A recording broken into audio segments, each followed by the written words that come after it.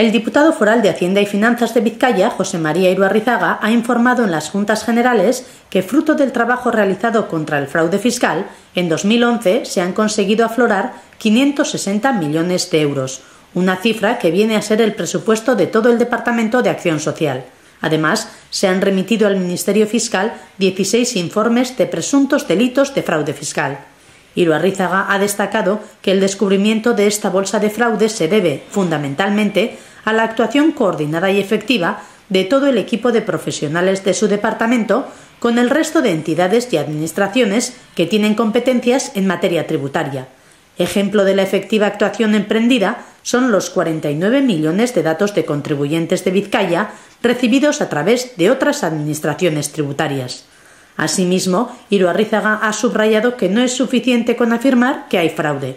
Hay que denunciar quién y cómo lo comete. Por eso ha pedido a la ciudadanía que colabore para combatir esta lacra de la sociedad.